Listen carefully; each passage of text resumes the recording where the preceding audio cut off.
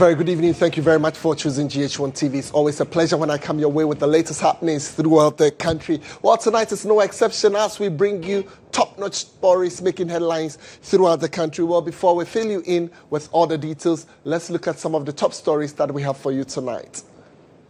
Coming up in the next 60 minutes, President Mahama announces evacuation arrangements with the Ghana Armed Forces to bring home victims of terror attacks. Ghanaian tomato traders in neighboring Burkina Faso, as he describes the dastardly act as a threat to regional integration and cross-border trade. A recent incident has shown what the threat of instability and insecurity is to our regional integration and trade.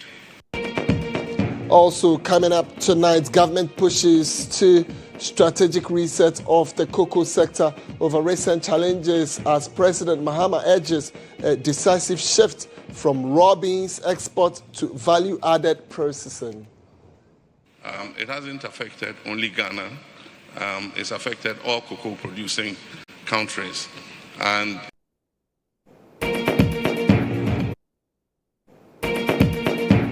while in business, Bank of Ghana assures virtual assets and blockchain innovations won't threaten the sovereignty of the cedi.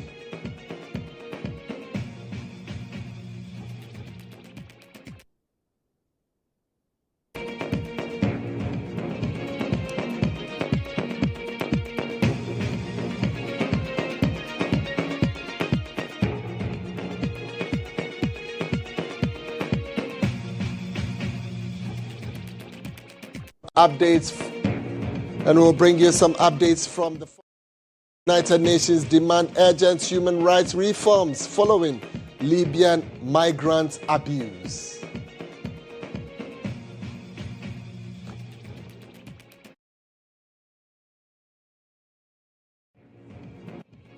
All right, so tonight we have these and many other interesting stories making the 1 hour bulletin. Be my guest, stay with us as we share all these stories, including some sports updates with you. We're back shortly with all you're looking forward to in a bulletin.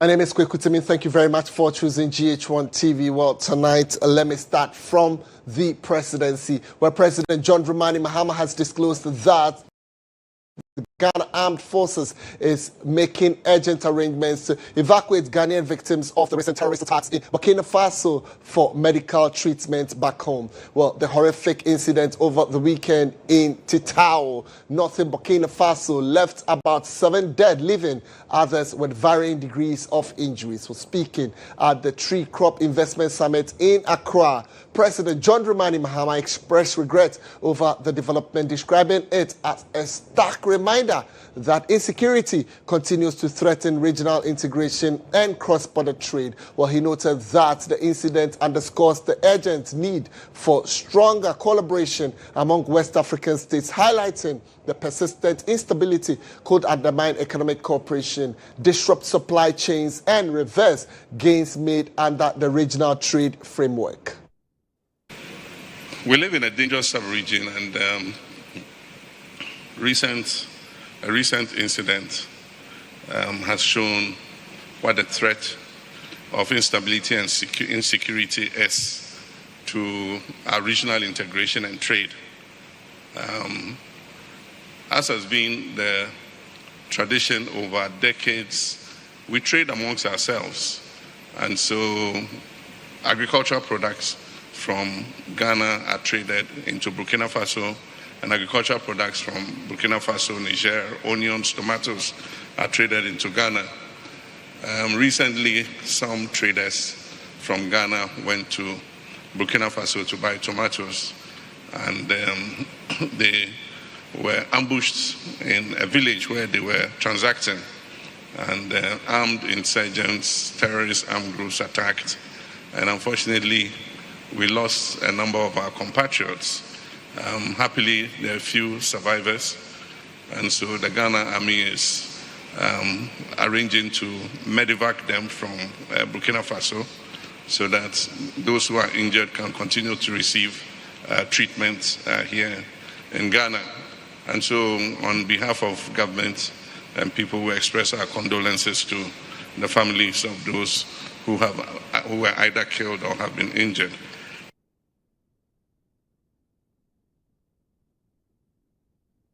All right, so beneath the routine bustle of the Koforidua market in the Eastern Regional Capital lies a painful silence, one that hangs heavily over the hearts of traders. While at the tomato section, grief has replaced the usual banter of business. Traders are mourning one of their own, Constance Nyako, affectionately known as Nanaya, who traveled to Burkina Faso to purchase tomatoes, but tragically lost her life in the dastardly terror attack on Saturday, February 14, 2026. Well, Eastern Regional Correspondent Obed Kojo Ansa has come through with this report. Here at the tomato section of Koforidua Market, business continues, but the mood is heavy. Traders here are worried about one of their own, Constance Nyako, affectionately called Yaya, left Ghana on February 5th to purchase tomato in Burkina Faso. She was expected to be back on February 16th, but since Saturday, her phone has gone silent. Let me tell you, Grand Casa. My friend phone enko. My friend enko. Who send me phone bell? I am so no free. Oh, mammy, Oba Bako, and Beman's Bako 13 years, Penino 13 years, and I catch 1 or 7 years. Colani, the only information, Colani Crafon, information, Mr. Penino, what's it? Ah, yes, so cool school and the Corano, or Sua, Yabisano, or say, or who on the phone to say, yes, it's a Koforidua for Akunyako and she be like cinema Mekabi. Her family home in Koforidua is now filled with anxious relatives and fellow traders hoping for confirmation about her condition.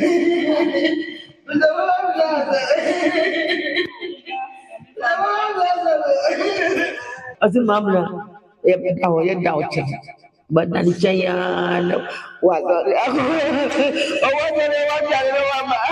Some tomato traders recounted how Yaya, described as a kind-hearted person, supports many single parents giving tomato on credit for retail. Yeah, can I some dear? The string uncle say, well, we could have found him an uncle. The Yenia bre. You need a cotomo jumpa, you need a bre papa. The baby was should be an uncle pointing in my end. Then yes, I shreddy. Sabi second crown pa. Yeah, Safako, Cotombra. About the sun weba. Now, farmer, what then and Colani Betty. Tiania bre. I'm making my way. If you're going to Hana, I'm only Mikruna Yajuma. Jana, you're more parking. As you mind you. Let us see a so much. I'm not quite China canning in Ama. A queer phone every into my baby on Babba Park or Mukan. No more who make a crime. I get Channel Macolo do not cut. Macolo do more money the Abba. And it's an Jonas, I imagine I can be seeing. The attack occurred in the northern part of Burkina Faso. According to Ghana's Interior Minister, 18 Ghanaian traders had entered the country to buy tomatoes when Islamist insurgents stormed the town. The attackers reportedly separated men from women before opening fire. 7 Ghanaian traders were killed. 3 men and 1 woman survived with injuries. 7 other women escaped unharmed. But Yaya is yet to be accounted for. The deceased have since been buried. For families like Yaya's, the wait for clear information is agonizing.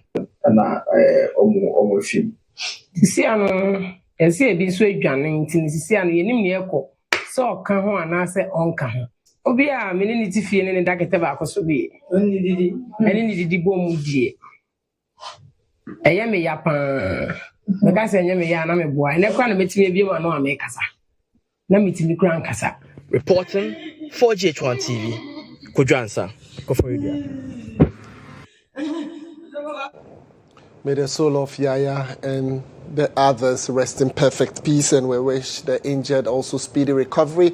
Our cameras will be around. We'll definitely ensure that we bring you more updates as and when evacuation back into Ghana from Burkina Faso is done. If you're just tuning in, this is News Tonight. My name is Kweku Temeng. It's now time for us to move to the courts, and here the High Court in Accra has sentenced Moro Haruna, a 46-year-old unemployed individual, to 15 years in prison for raping a 16-year-old virgin, a biscuit seller in Domiabra. Haruna, affectionately called Farouk, was found guilty of the charge of rape after a 7-member jury panel returned a 5-2 majority verdict of guilty. Prior to his conviction, Haruna had pleaded not guilty, and the prosecution, led by Joyce Tindana, had to prove their case for the jury panel to accept. Well, the defense lawyer, Ochre Kuma, from Legal Aid, who was represented, pleaded for mitigation, praying the court to deal leniently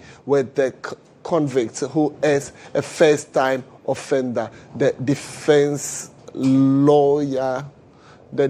urged the court to exercise discretion favorably towards the convict, who had participated fully in the trial and cooperated with investigation in his plea for mitigation. His counsel further argued that the convict is the breadwinner of the family and the only caretaker of his mother, who is ill.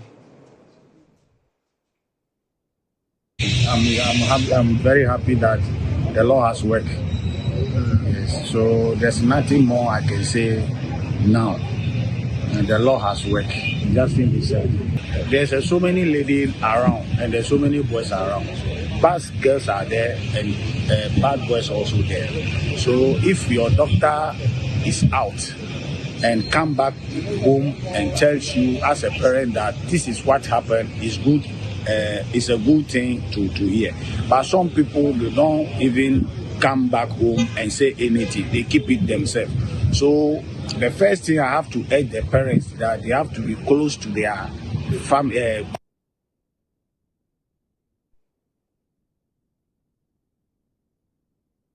Allow me to say some more in court, as the High Court in Accra has directed prosecutors to fast-track the retrial of Daniel Asiedu, also known as Sexy Dondon, who is accused of killing a Buakwa North MP, Joseph Boache Dankwa Edu.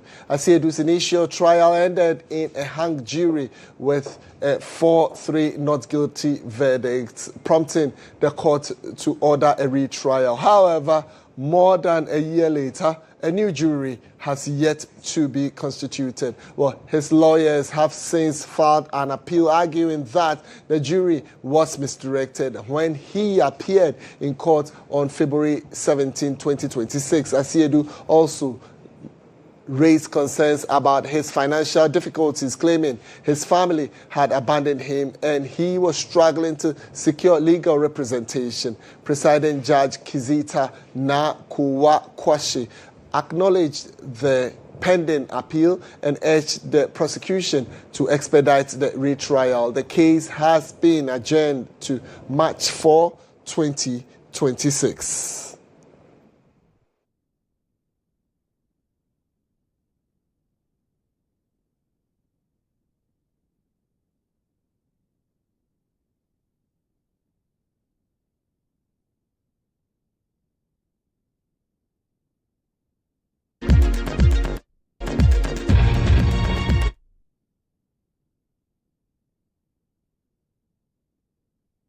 Words and find inner peace for only 20 peswa per.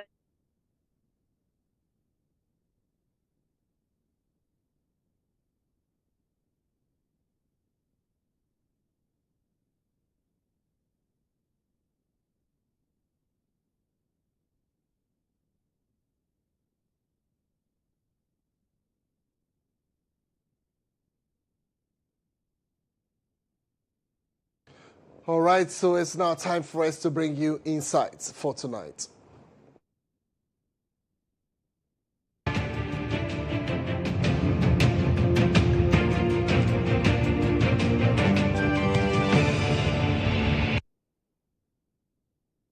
Well, on Inside tonight, our focus would be on the cocoa sector and the reforms happening in the cocoa sector. Well, let me take you to the presidency, where President John Dramani Mahama says the current challenges confronting Ghana's cocoa sector must serve as a decisive turning point, calling for reforms and a new strategic direction from the raw beans export to value-added processing. While speaking at the Tree Crop Investment Summit here in Accra, President Mahama said the recent instability in the cocoa market, which has affected not only Ghana but all cocoa-producing countries, exposes the vulnerability of economies that depend heavily on raw material exports. Well, he explained that Ghana's traditional cocoa financing model, which involves collateralizing cocoa beans to secure external funding for purchases and exports, has limited the country's ability to allocate sufficient beans to local processors, indicating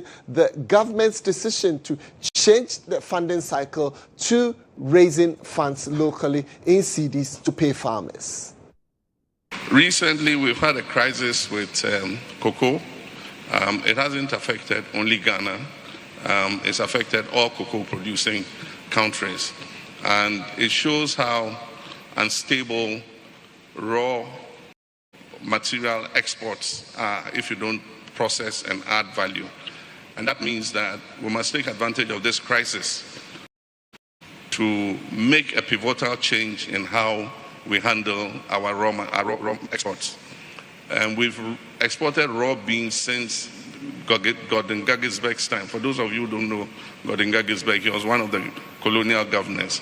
And Ghana, at that time, was the leading exporter of cocoa. And to think that in the 21st century, we're still the largest leading exporter of raw cocoa beans, that is not an accolade we should take pride in. We should take pride in being the leading exporter of manufactured cocoa products. And so this crisis must mark a turning point in our cocoa industry. As I explained when I spoke in Addis, we collateralize the beans and they give us money to buy the cocoa and export. So because of that, we cannot even allocate enough of the beans to our local processors. And that's why government took the decision that we should change the funding cycle of cocoa by raising the money locally in cedis, paying the farmers, and then allocating a certain portion of the cocoa beans to our processing capacity, and even increase the capacity to process locally so that we can create jobs within our value system and also stabilize the price of the cocoa that we produce.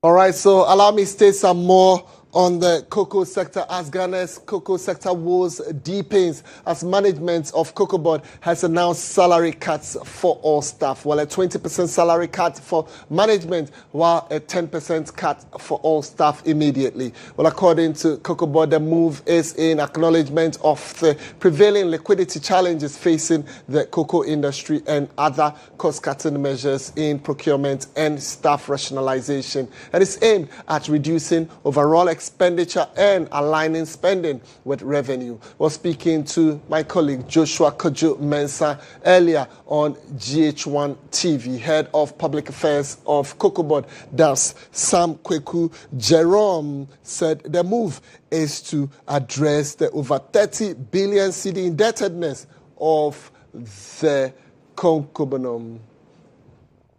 All right, so we'll quickly go and engage an official on this. We will get Galba on this to speak to us on this salary cuts amongst others. He is the General Secretary of GHOne. Thank you for joining us tonight. We're grateful for your time. So share with me, I mean, we've had all the difficulties surrounding Cocoa Board and everything that comes with it. Cocoa Board has announced salary reduction to align with the new cocoa price from a labor standpoint. How justified is this move from a labor point of view? Yes, definitely from a labor point of view, when it comes to issues of salaries, we are talking about reducing workers' motivation. And so when you're talking about workers' motivation, I don't think you're expecting the workers to give out their best when it comes to when you are reducing their motivation levels. So from our point of view, we totally reject this and then in favor of, and we think that more engagement needs to be done. Again, if you look at it in terms of the problems we have at hand, we don't think this is the solution to addressing the issue. Salary cap is not the solution to addressing the issue. What we need is a total bailout from government, and that is that. But when it comes to this, this is not going to. This is just like the whole of today, all the calls I've received come from those workers. And none of them who spoke to me talked about being comfortable with it. Again, let's look at the issue when we say the farmers are bearing the rat, whoever. No. In terms of the farmers, we have to be realistic here. When it comes to what they are enjoying now, basically they are not worse off in terms of, if in nominal figures they are worse off. But in terms of ratio and proportion, they are not worse off. They are taking almost 90% of the price. So they are not worse off. Again, we are not even looking at the inputs that Cocoa Board have been giving these farmers. If we calculate all these inputs into monetary value, the fertilizer, the agrochemicals, the extension services that the staff are rendering to these people, we add all these together. Actually, the farmers are already getting to over 100%. You see my name there? Is you people? To find out from you, just give me the way forward, what you think should be done. If you say this is not good for the worker, then what do you think government should ideally do? And within the coming days, I'll hold your word for it. We know even since December, we as a union have been saying that there's an urgent need for government to come into the rescue of Cocoa Board. We need a total bailout. It's not a drop of water in an ocean. No, that's not what we are talking about. So we need a total bailout for Cocoa Board. And we think that the management of Cocoa Board, as well as government, need to engage with the stakeholders, which is the union, on this subject matter for us to think of a win-win situation, not for us to just be taken by surprise that there have been a salary cut. No, that we think is being unfair to labor in this regard. Into the future, do you think if this lingers on, where it's likely to affect industrial harmony? Exactly. Once workers are unhappy, you see, you need to be, happiness in itself gives you a certain peace of mind to work. So once workers are unhappy about the situation, they will be pretending to work it, and they won't give out their output. You see, this announcement came to them as a surprise because there was no engagement. At least if there was some level of engagement, there would have been a way we as a union would have pass out this information to the workers so that it sinks down with them. And then at the end of the day, we can then say that, okay, we are okay with this or we are not okay with that. But when you are just sitting and then the level of engagement is very minimal and then just one or two people sit and then take a certain unilateral decision, we don't think that is fair enough as labor. Thank you, Pascal Kaba, for your time. Indeed, I'm sure as and when we raise other issues, we'll be coming back to you. Well, let me get on or stay on the matter some more. This time, let me engage Austin Game, who is a labor analyst and a consultant. He joins me for this conversation and more. Well, thank you very much, Mr. Game, who is from Game and Game Group. So, yes, I'm sure you've been hearing all surrounding Cocoa Board. It has announced salary reduction to align with the new cocoa price from the labor standpoint. Just give us your general overview. Is this the way to go? Thank you, Kweku. Well, it may look like something that is being forced on them, but I do not think it's entirely out of place. When you have crises like this type, it's only fair that you demonstrate to your customers that you really care about them. I think that is what the management of Cocoa Board might have reasoned with their people, however minimal it might be. They want to demonstrate to their customers, their main customers, the farmers, that they care about them. I think that's the essence of it. Austin Game, a short while ago, I interacted with Pascal Kaba, a labor unionist, and he says, since morning calls he's been receiving from the workers, it's not one that is palatable. It's not one that is favorable. He does, or he warns of industrial harmony. There might not be too much harmony in the near future if this lingers on. I want to find out from you, so what implications do such salary cuts have on workers' morale, productivity, and industrial harmony within the enclave? As example with COCOBOD. Well, generally, salary cut is not a very regular feature in labor space.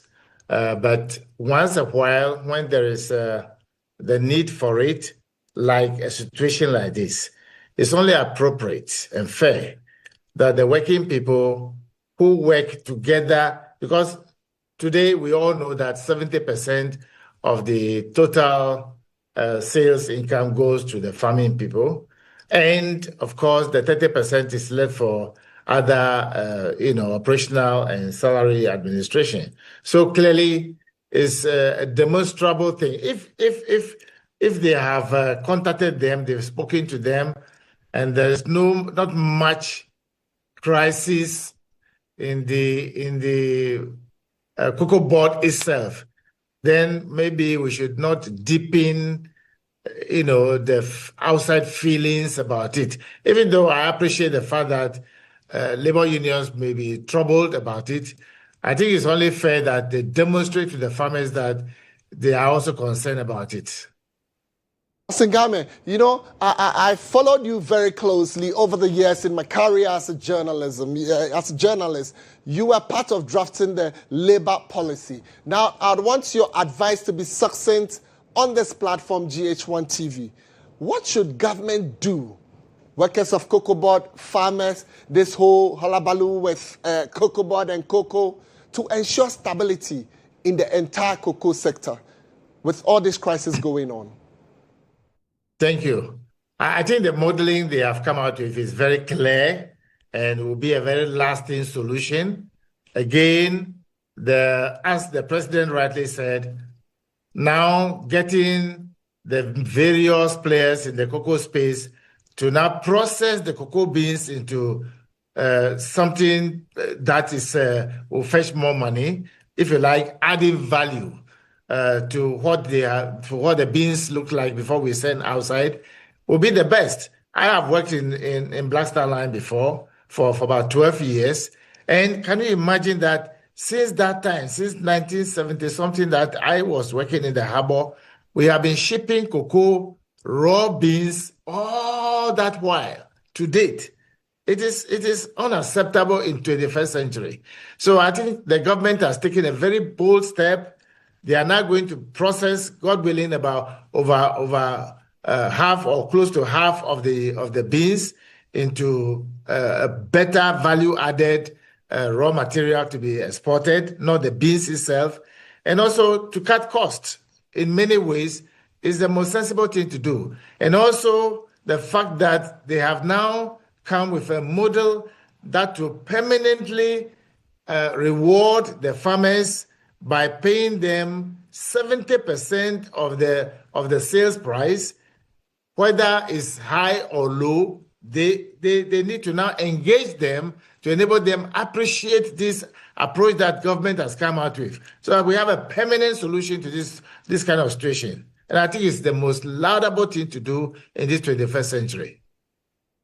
Is founder of GHOne and GHOne Group. We're grateful for your time tonight, sharing your thoughts. I'm sure as and when we have other issues coming up, we will be joining you for more on the cocoa sector. But the conversation has continued to Parliament. Tonight we get in there and hear from the minority who are accusing the government of mismanaging the sector. Let's hear from Kojo Opong. And restore the bag price to 3,625 Ghana cedis. Mr. Speaker, for those of us from the cocoa growing villages, this is not a matter of FOB means, Mr. Speaker, is that for a purchasing clerk like Kofi, who has taken 200 bags of cocoa, he alone is now making a loss of about 200,000 Ghana cedis. Mr. Speaker, how many of us here, members of parliament, ministers of state, can bear a loss of 200,000 Ghana cedis and survive? This is a matter of life and death for many people. It is not a simple matter of some of the numbers that are being bandied about. Mr. Speaker, the result of this decision is that, first of all, there's going to be poverty in the local communities where cocoa is the mainstay of economic activity. About 1 million Ghanaians are involved in the cocoa growing sector. And when you cut every bag by 1,000 Ghana cedis, their income is what you are cutting. We'll bring you more on cocoa. As presidential aide at the office of the presidency, Dr. Samuel Aye has accused the opposition New Patriotic Party of exploiting the current difficulties facing the cocoa farmers for political gains. Dr. Aye argues that while farmers grapple with the market volatility and sectorial reforms, the MPP is deliberately politicizing the situation rather than supporting efforts by Cocoa Board and the government to stabilize the cocoa industry and improve returns to producers. He also debunked claims by spokesperson for the MPP flag bearer Miracles Abuaje that cocoa was in serious debt when the party took over in 2017. That's Cocoa Board was in serious debt when the party took over in 2017 and when it handed over the current Mahama administration in year 2025. Cocoa Board did not owe 19 billion in 2017 when the MPP came. He also says that when we came into hold on. He also says that hold on. But I've just told you that when they came, Cocoa Board assets was 6 billion, their liabilities were 4 billion. How do you look at a liability of 4 billion and come and say that Cocoa Board was owing 19 billion? That is clearly not true. Again, he said that when we came in 2025, Cocoa Board had 500 million in Cocoa Board's international account. All right, so just before I close up on Insights, I just want to, do you know our level of production? Can you compare that to Cote? There are key issues in Ghana's cocoa production, and that is, there are key issues in Ghana's cocoa production, and that is diseases, galamsey, which is illegal mining, also climate shocks, smuggling, financing constraints. So that is the key issues in Ghana's cocoa production. Now, we looked at Cote d'Ivoire's cocoa production too, and we realized that they produce around 2 million tons of cocoa, but even this is in a declining trend. And the key factors and issues in Cote d'Ivoire's cocoa production is weather shocks and aging farms. Now, we look at the farm gate comparison of the prices between Ghana and Cote d'Ivoire along the various seasons. And Ghana was able to produce 48,000. Ghana's farm gate price was 48,000 Ghana cedis as compared to Cote d'Ivoire, which was 1,800 CFA per kilogram. We also looked at the adjustments that has been made in 2026 February. And we realized that Ghana has reduced from the 41,000 cedis per ton to adjusted downward when the global prices fall. And that is the key factor that led to the prices of the cocoa as we have. And then the main impact of that, the farmer payment were delaying, and that is the issue we also have. We just heard the farmers who are complaining about the delays and also liquidity stress. And this is also the key factor that led to the salary cuts of the Cocoa Board staff and management. Now we looked at Cote d'Ivoire. They maintained the high guaranteed price, and these are due to the forward sales that they were doing in terms of their cocoa price management.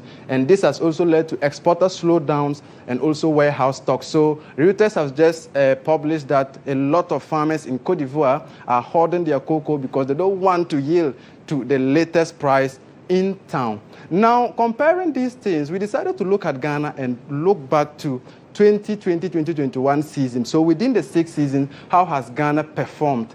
We realized that from 2020-2021 season, under the MPP administration, cocoa price was 660, and then it increased to 800 in the 2022-2023 year, and then to 2024. But the highest increase, as we have now, is what happened in 2022 and 2023 season, because the increase was from 800 Ghana cedis to 2,070, and that is the highest increase ever that we have.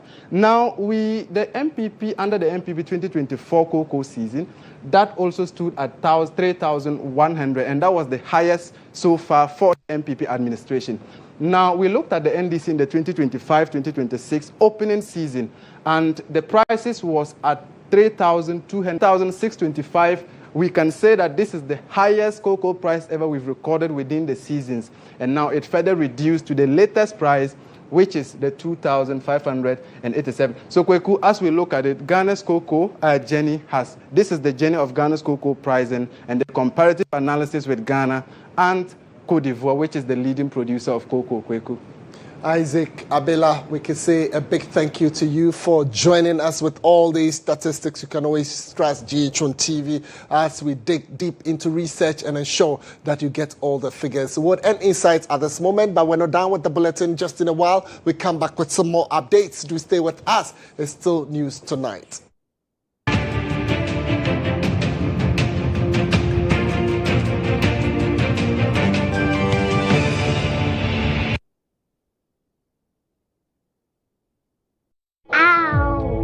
Let me see.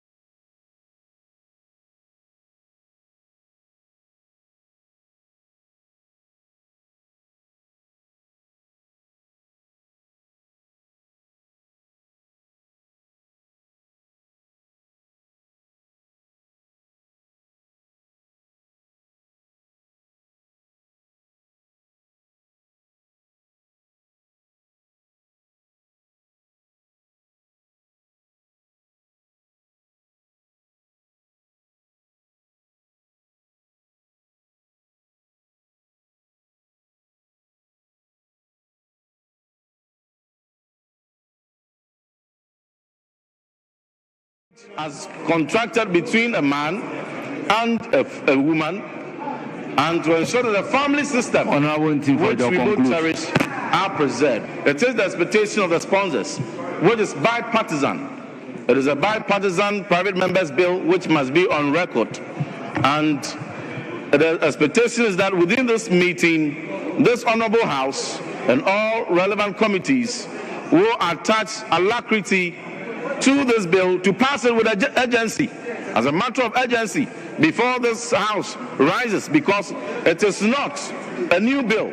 It is an old bill which has gone through all the processes, consultations, and already survived plethora of legal and dissenting opinions, and has gone all the way to Supreme Court and held that no aspect of this bill affronts any aspect of our Constitution.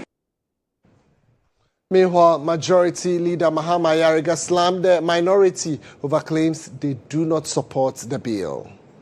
This is important at all times in the consideration of this bill, so that we will know that we are approaching it from a non-partisan point of view, so that the nation will be behind us. Because if we want to go partisan on this bill,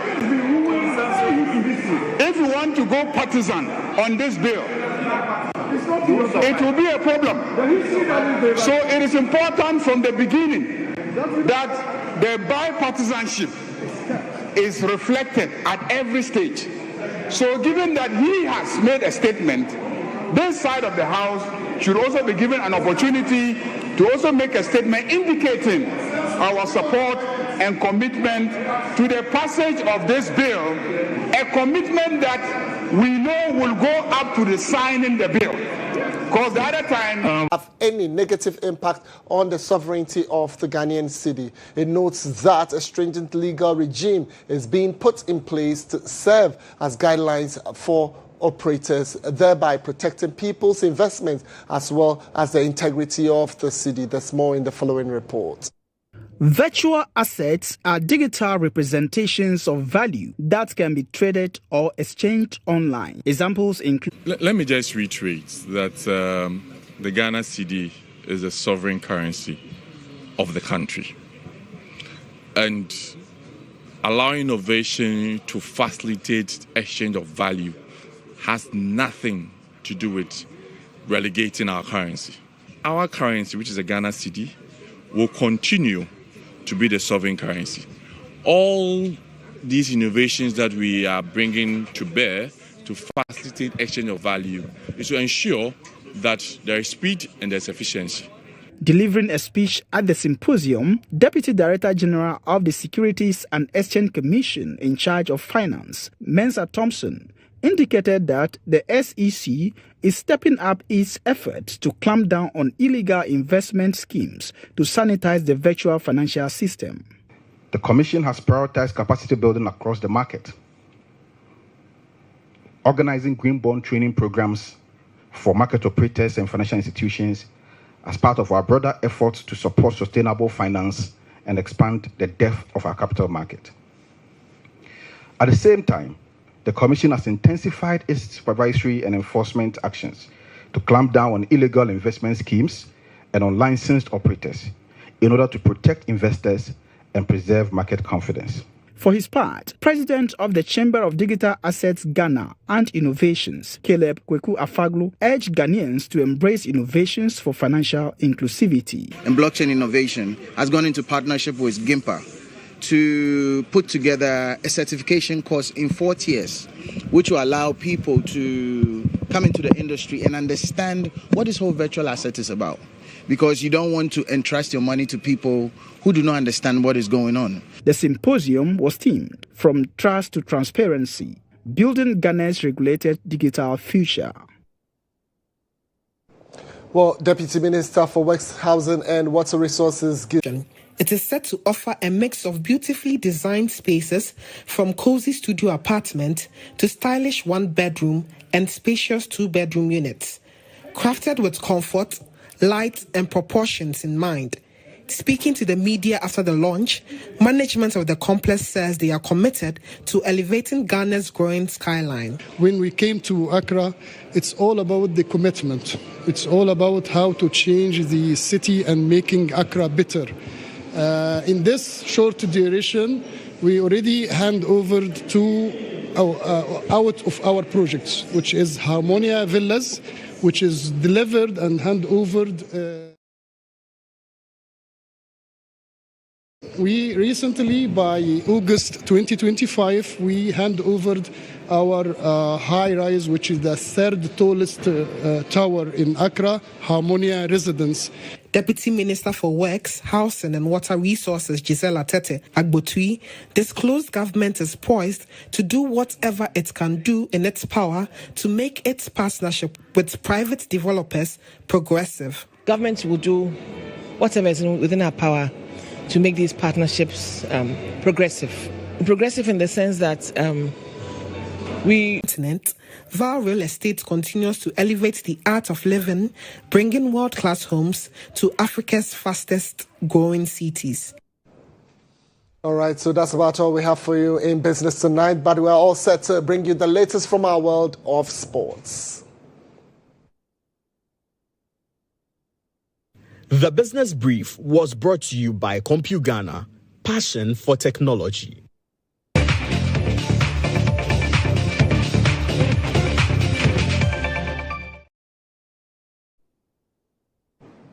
Well, welcome to Sports, and as we count down to the upcoming World Cup this year, the world is not just preparing for another tournament, we are reliving history. From the black and white brilliance of 58 FIFA World Cup, where 17-year-old Pelé announced himself to the world, to the hand of God moment by Diego Maradona, the 86 FIFA World Cup, a tournament that defined genius and controversy in one breath. Now, as the upcoming World Cup approaches, the question is simple: which nation will write the next vintage chapter of world football? June, the planet will once again politely pause whatever it's doing. Work, expect, with strong opinions. Some people say, why all the hype? It's just football. Just football?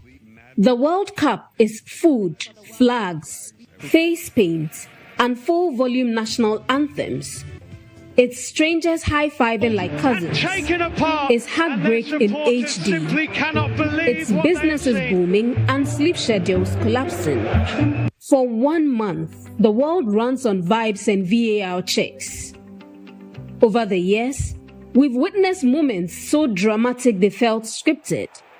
From Pelé winning the World Cup as a teenager and then doing it 2 more times for good measure, to Diego Maradona introducing the world to the hand of God, a move still debated in living rooms, to Zinedine Zidane's headbutting Marco Materazzi in a final because sometimes football is theater, to Luis Suarez deciding quite literally to use his hands in 2010 against Ghana. Painful? Yes. Unforgettable? Yes, absolutely. And who could forget Lionel Messi finally completing football in Qatar? Or the 2018 France squad led by then teenage lightning bolt Kylian Mbappe. These aren't just highlights, they are global flashpoints, moments where the world collectively gasped, cheered, argued, or dramatically fell to its knees. Here in Ghana, the World Cup isn't just something to watch. It's something we feel at the TV, like the players can actually hear us. The tournament creates heroes. It creates villains. It creates legends. Sometimes all in the same week. For some players, 2026 will be a launch pad. For others, a final bow. For fans, emotional roller coaster. No seatbelt provided. This June. And we just can't wait to get things going. So I'll begin our build-up and our countdown to the World Cup here at EIB Sports. Every of our networks, watch out for that. And that's it for us in sports. Back to Kweku for the bulletin to end. Well, thank you very much, Benghazi. And definitely we will be bringing you all the updates of local stories while we insert every bit of the sports. On behalf of the entire production team tonight, we salute you. And we want to appreciate you that do that too tonight before going to bed. Brush with Pepsodent.